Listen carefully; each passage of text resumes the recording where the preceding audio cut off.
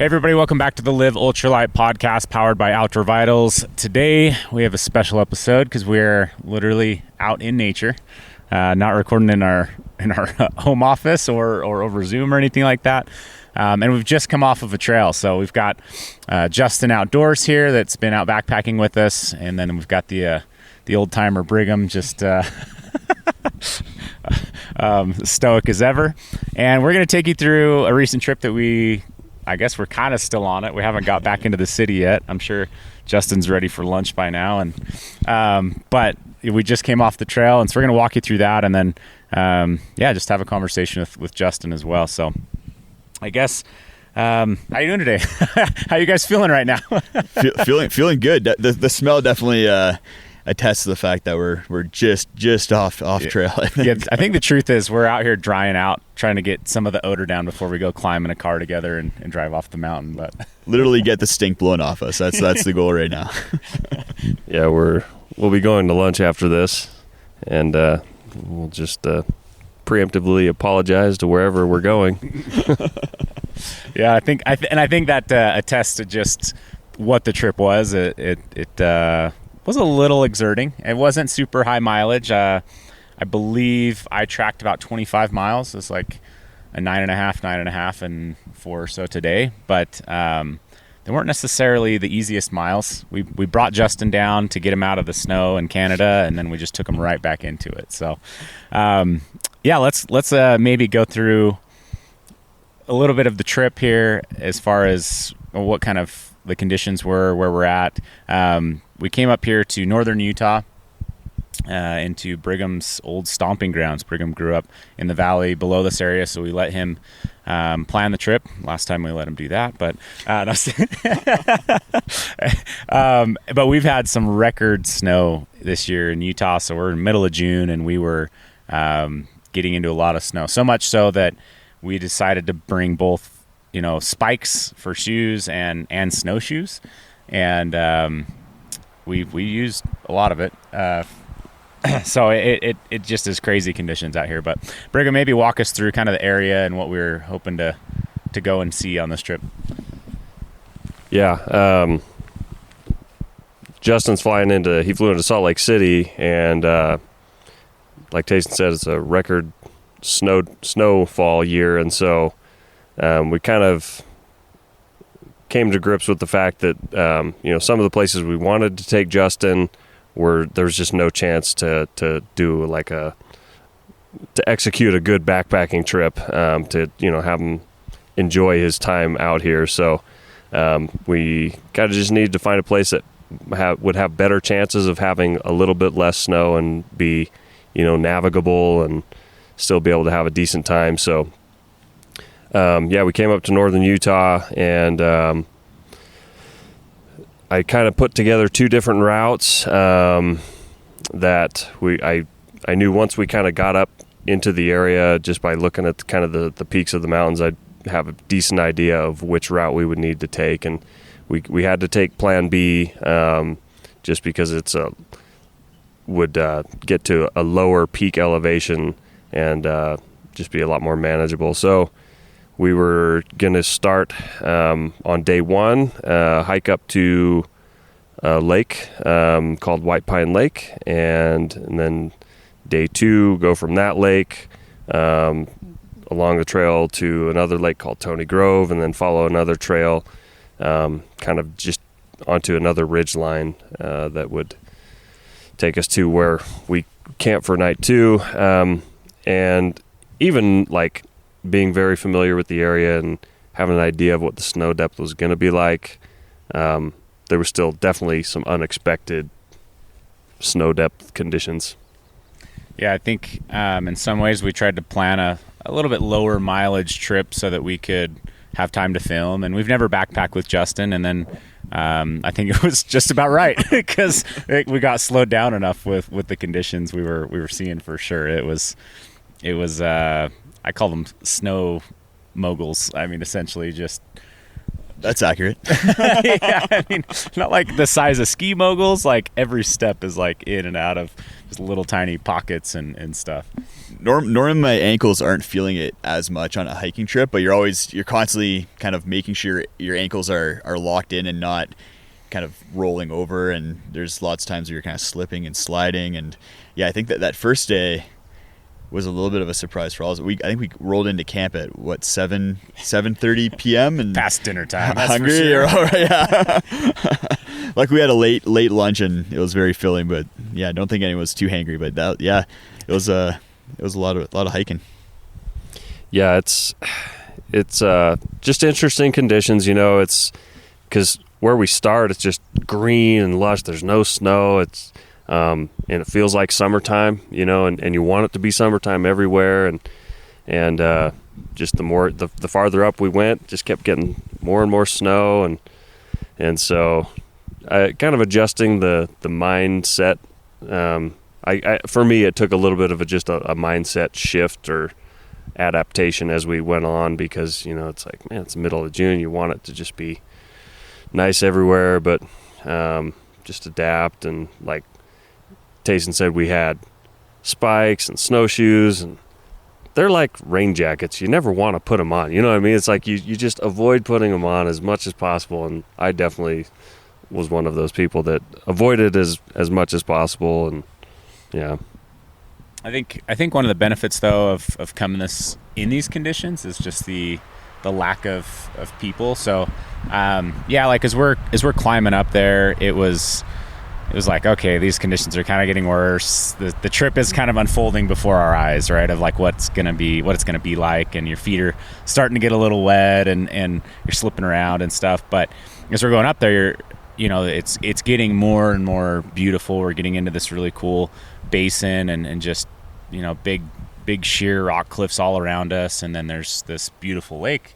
But as we talk to you, you're saying like, yeah, in the summertime there could be 50 people up here or more around this little tiny lake. And so we got up there and we're like, man, we're going to be the only ones. It turned out there's one other small camp that had hiked in from a different trailhead, but really didn't interfere with us. And it did feel like we had that basin completely to ourselves, which it's just really cool. And I think that's one thing that, not to say like I don't like backpacking when other people are around at all or anything like that, but it's really cool when you can get into the wilderness and into some of these areas and have a little bit more of a individual experience, I guess you could say. So despite the snow and the slush and the mud that we were kind of going through, that was to me the silver lining of it all.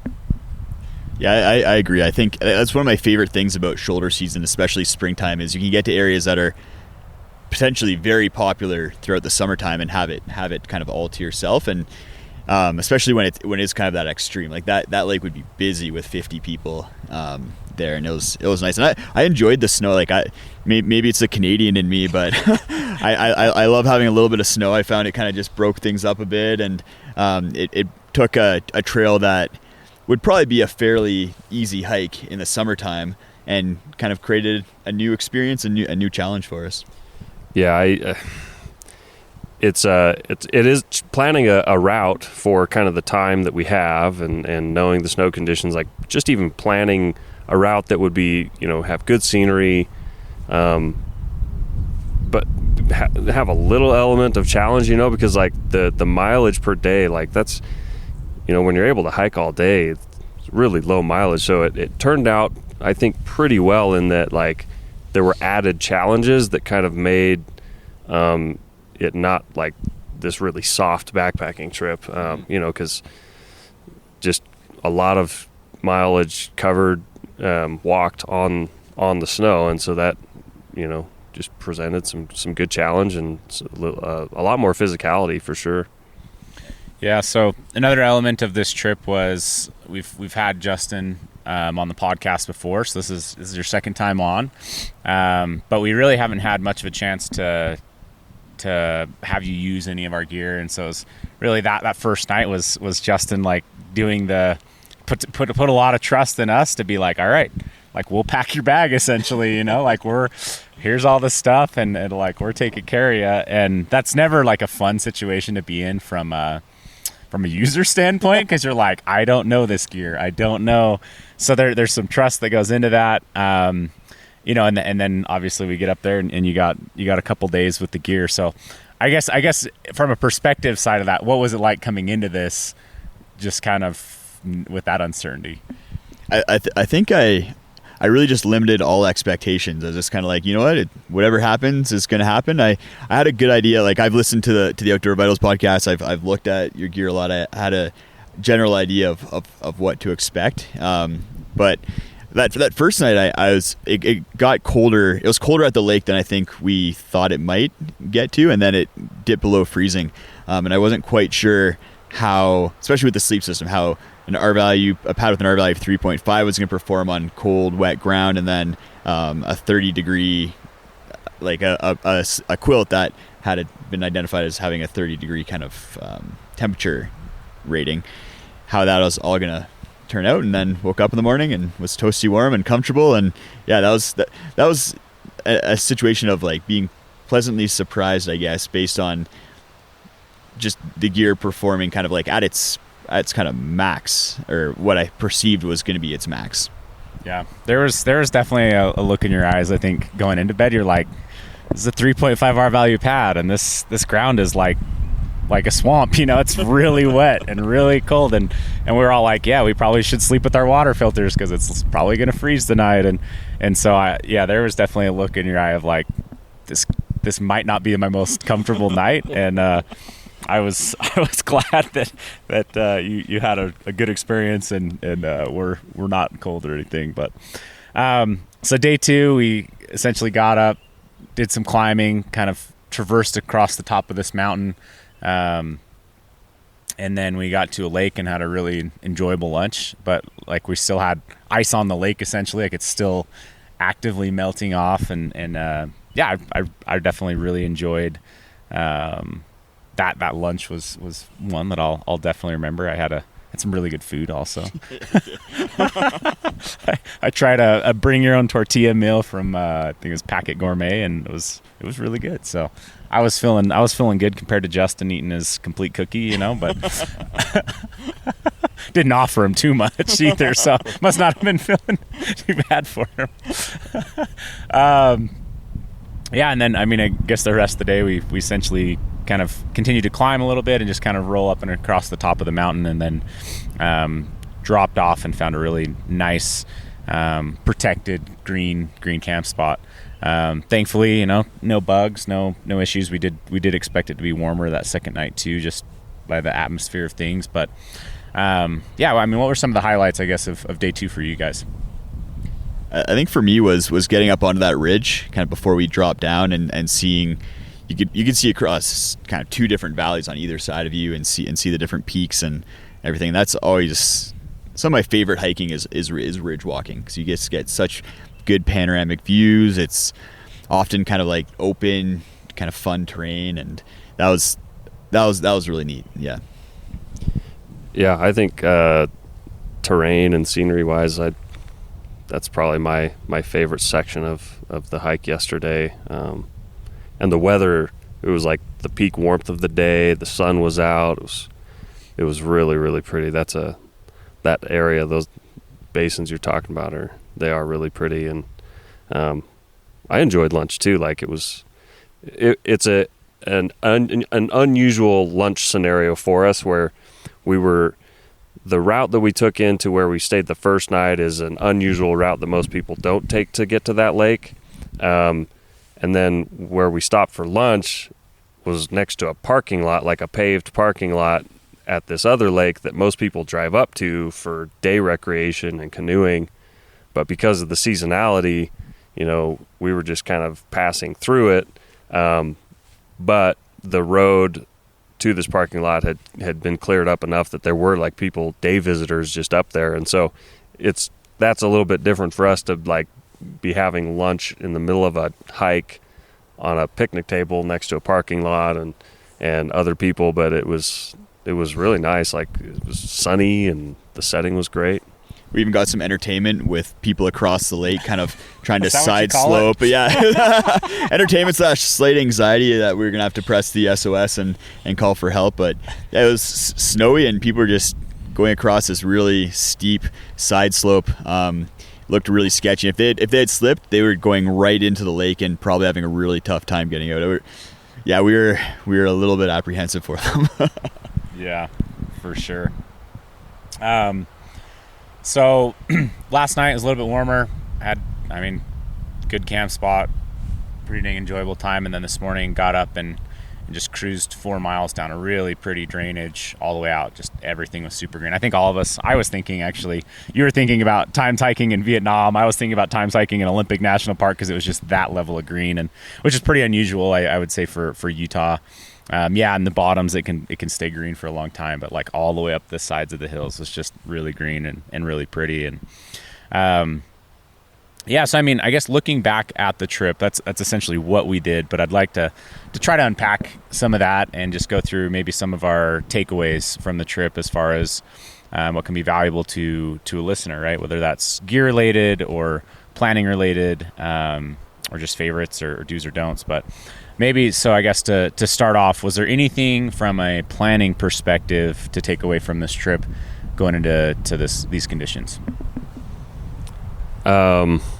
I definitely think having clear alternate plans. I mean, we only had one alternate plan, but it was, the nice thing is that the person who planned it is very familiar. So I'm very familiar with this area, but I also, also made for the other two a mapped out route that is very clear. And, that was also, I wouldn't call it like a downgrade of a route. It's just a great route, but that just was going to be a little bit more feasible for us to do. And so I think that was, it was important to have and to be able to have, within the crew, people that are adaptable and that don't get flustered by a change of plans in terms of that. And then also, because that, I guess the other point I would make is that knowing the people that you're going to be with and factoring that into the plan.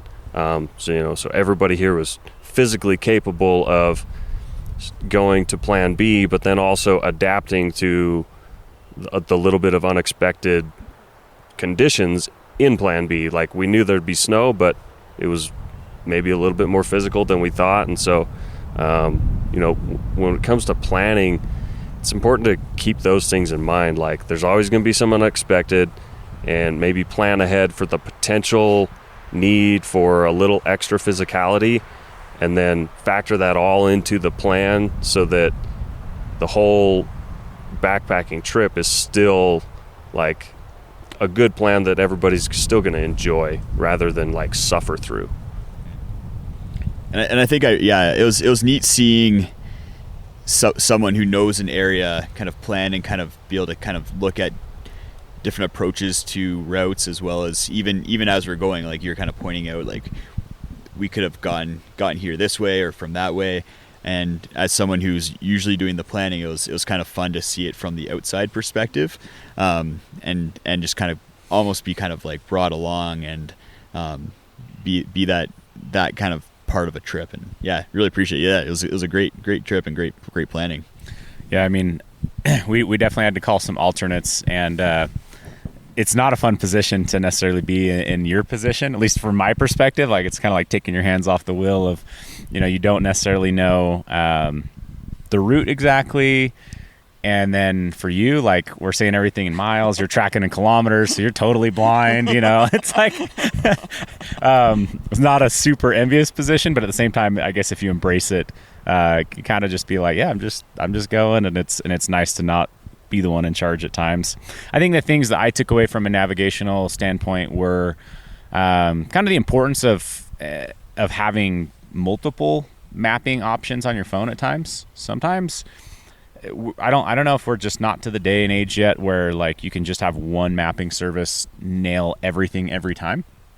And so we did kind of toggle between two different maps, and a part of it was up here. There was new trail, there was old trail, that has just been made even in the very recent years. You could tell So that was something that was interesting to take away, I think, from a navigational perspective. So, okay, so I think we described the conditions pretty well.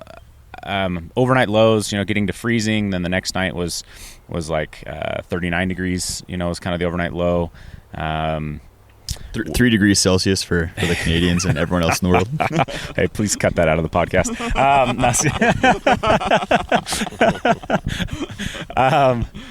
So I guess like takeaways, maybe from a gear perspective, maybe favorite pieces of gear and pieces of gear that you either would have left home or didn't enjoy.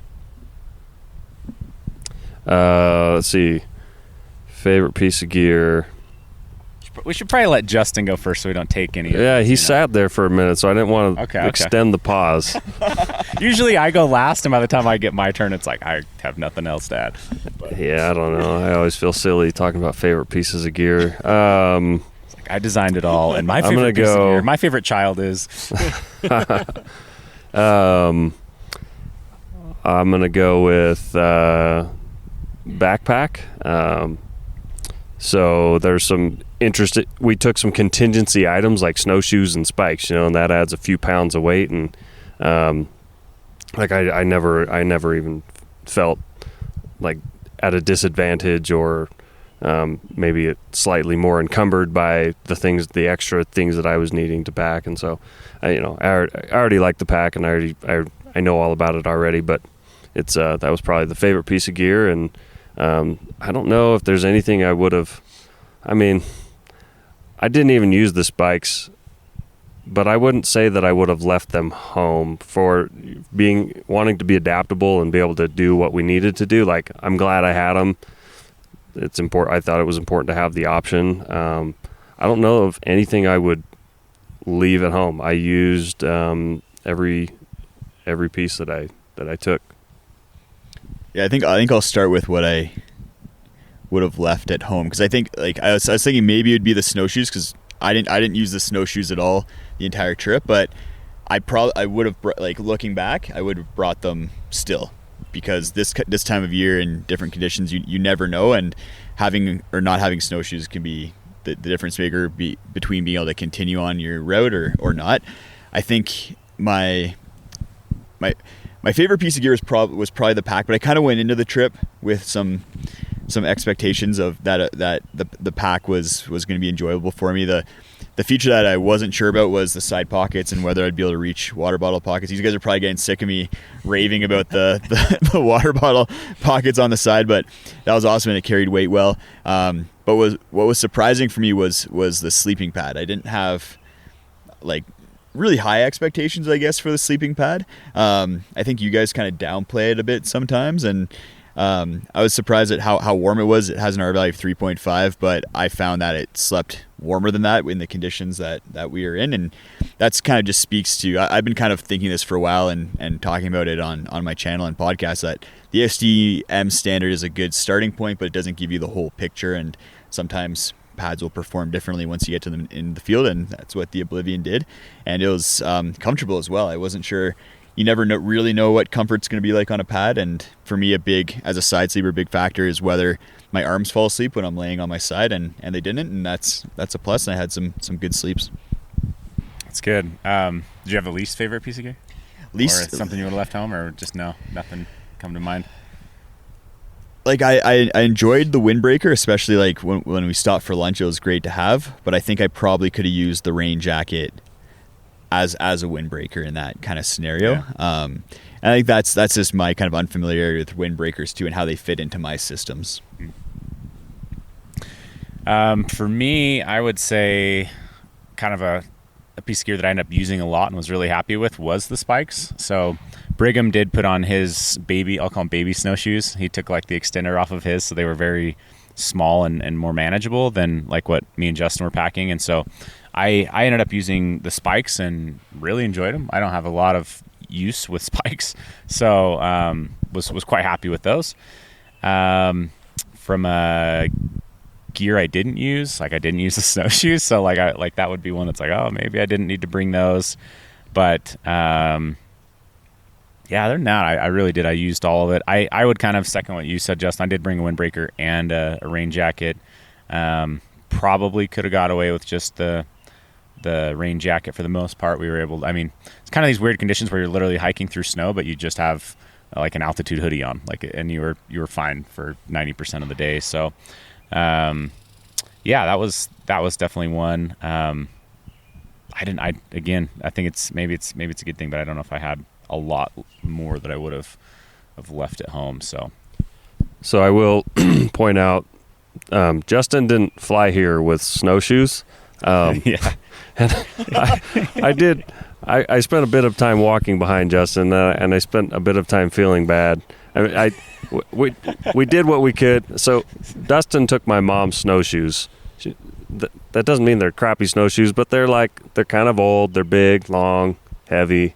So like, you know, for a gearhead to get those shoes, maybe it bothered him. He probably has like the most nice, expensive snowshoes sitting in a closet at home, and yeah, we're like, here you go. Here's these stainless steel hunks of metal. So, just yeah. It was good for being able to test the weight capacity of the CS40 pack. I was able to strap an extra 5 or 6 pounds on there, and I never did pick them up. But if they're 5 or 6 pounds, I should have I swear those are steel frame. I don't know that those are aluminum frame. They might be steel frame. So anyway, now I feel worse. I'm gonna have to pick them up and see how heavy they are. Because you already had like more camera gear than us and shorter legs than us and all of that. So. Well, I think that's a pretty good cap on the trip itself, but I don't know, just some other things I think that are interesting to note is it was really interesting to backpack with you, Justin, and see your level of attention to detail, see your level of questioning, going into products, and just your desire for knowledge is so high. And I'm curious where that comes from and what kind of keeps that fire alive for you. Yeah, and I think this is a cool trip for me. I've never gone on a trip with the people who design and make the gear, so it was a unique experience to be able to try something out and then go ask a question, try it out, kind of ask questions, and like I pitched my tent, and then you came around and kind of gave me some pointers on how I could maybe tweak the pitch and stuff like that, and it's a phenomenal experience. I'm really glad that I was able to have that, and I think to answer your question, where the kind of curiosity comes from, I think it stems from just like, I guess you just go back to childhood, and it's just been an innate thing that I got from my parents, a genetic thing where they're always questioning and searching out knowledge, and from a young age I've been doing that, playing with I have people would describe my brain as kind of being an engineer's brain, and always trying to look at problems, solve the problems, and look at ways to min and max scenarios. So in order to do that, you have to be kind of looking at things with an analytical lens. And I'm not sure if it's developed more over the years or if it's kind of just stayed constant, but it's definitely expanded in the amount. As you get more knowledge, you just ask more questions, I feel like, and that's the case with me. Yeah, I think it's a great attribute, of yours. To your credit, I think it's it fits you really well, and from my perspective, I really enjoyed getting out here and having you come with us and kind of validating a little bit of how I anticipated you would be as a person and as a gear user, a backpacker, and somebody that critiques and analyzes gear. So from my perspective, I'm a little bit of a gatekeeper about who is the right person to be testing our gear,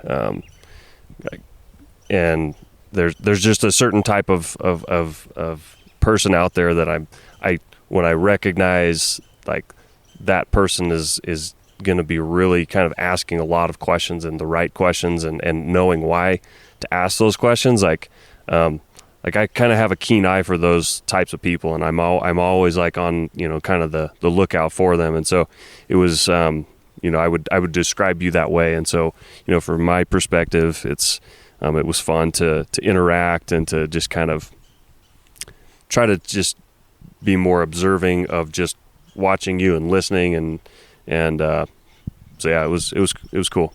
How was that for you guys? Like, how, because this is the first time I'm testing your gear. I've never used Outdoor Vitals gear before, and you guys probably knew before we went on this trip that I come into things with kind of like a questioning, critical eye.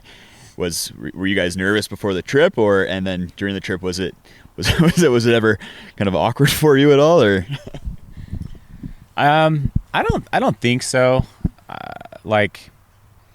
I think I probably came in. I think one of the attributes that's helpful is that we do everything we can to build the best possible gear for our specific avatar. And I don't think we have any illusions that every piece of gear we offer is the number one in its category for every single avatar. And so my perspective was going to be that you were going to have a few of the products you really like and a few of them that you would have good experiences with, but maybe you still prefer a different XYZ product. And so that was I think my perspective of it. And I wasn't nervous or scared in that sense, but I thought you'd really enjoy the backpack, and it seems like you really did and stuff. But maybe when it comes to from what I've seen of your reviews and stuff, maybe when it came to say the Fortius, you use single trekking pole tents, or maybe there's other ones that you've really talked highly of, and so I didn't know how well you would jive and bond with some. So that's kind of where I was at, is just maybe trying to come in with a realistic perception. I would say that there's always you want everything to go perfect, and so there's always going to be who knows, maybe he falls on a log and punches a hole through something, and then he, comes in with that. Well, that wasn't durable enough, It's but I think we know that's not you, and so I didn't expect that out of you. Yeah, I'd say I didn't have any nervousness or any hidden reservation about anything, and I think for me, I would relate it more of an exciting opportunity, to get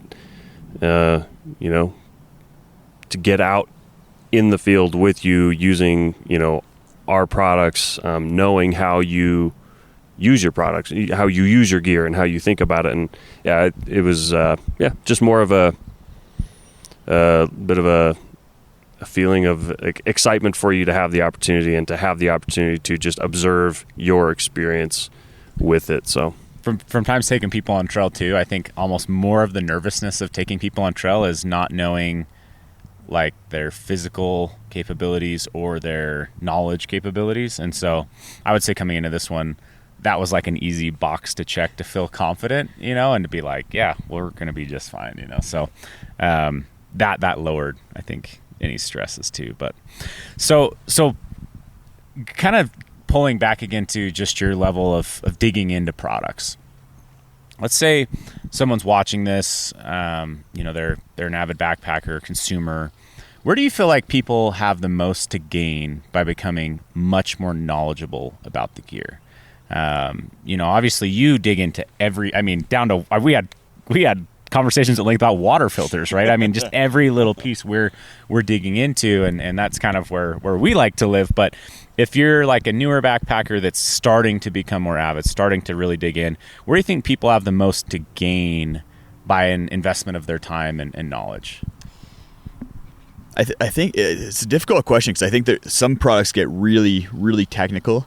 I think sleeping pads and getting a good night's sleep, we talked about this on trail, how we all prioritize getting a good night's sleep, and that can really be the difference maker on a trip on whether you enjoy it or don't enjoy it.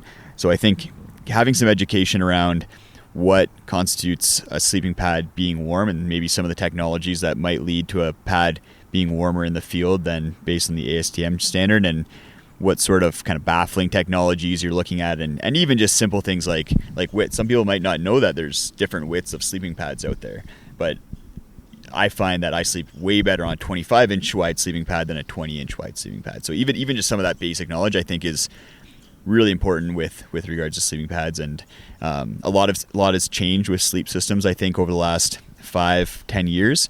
So if you're kind of like if I based my knowledge on what like my dad was telling me or something like that for what to get for a sleep system, it'd be completely different than what's available now compared to when he was my age, for example. Yeah, I could definitely agree with that. One of the things that bugs me or kind of keeps me up at night the most is when I talk to people that have tried backpacking. You know, they'll tell me a story like, oh, I went backpacking one time and I froze and I'll never go back, right? Mm-hmm. And a big part of that is, you know, pads and sleep systems in general. But I would probably say that even of the people that write us in from a customer service standpoint that maybe claim that a bag didn't sleep as warm as the rating, you know, our first question to them is what were you sleeping on? What R value of pad, or what pad was it, etc. And, you know, 80% of the time with that, it's, well, I was on an air mattress, or I was on, you know, something that has no insulative properties. And so I think as you peel back the layers, a pad really is a super critical piece to get right. And if you're watching this, you know, Justin does a fantastic job of reviewing a lot of pads in real world conditions and can definitely help you find a pad that's going to fit your needs that, you know, actually performs, right? Because I actually got a pad this last year in a giveaway. Of all the giveaways I win a sleep system giveaway from this other brand. And the pad, when it showed up to me, claimed an R value that was 5 R value over what an ASTM standard is for the same pad. And if you had just gone off of that as a face value, you would have had a miserable experience in the backcountry. And so fact checking that through sources like Justin's channel is absolutely a great place to go with things. That's why I think a lot of I really have a lot of content about pads, and it's because I think it should be a priority for people, and the more information, the better.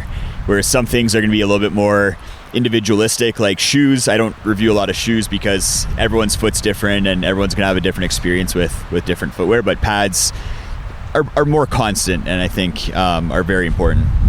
Yeah. Well, I think we're going to call this. We're starting to get a little bit of wind. We may get a little bit of rain here soon. Really appreciate you coming on the trail with us, Justin, having some faith in us to take you on a decent hike and you know, keep you alive and comfortable. So again, just appreciate what you do with your channel. Obviously, we can find you at Justin Outdoors on YouTube and the Gear Priority Podcast. It's got some really great in-depth conversations on there, so go check that out. And in fact, we just recorded one, so you can find me and Brigham on there as well, talking, which will be good as well. So yeah, thanks again, I guess, for coming out, and any final thoughts for people listening. No, I just really appreciate the opportunity of getting out here with you guys and chatting and being able to talk about your gear with you there, and it's been a blast, and a couple of podcasts recorded, and they've been a lot of fun as well. We really appreciate you coming out here on the trail with us, Justin. For everyone listening, hope you guys got a lot out of this. If you have any questions on the product, feel free to reach out to us or to go check it out at outdoorvitals.com. With that, make sure you guys have rated our podcast. That really helps us out. Make sure you're subscribed, and we'll catch you guys in a future episode.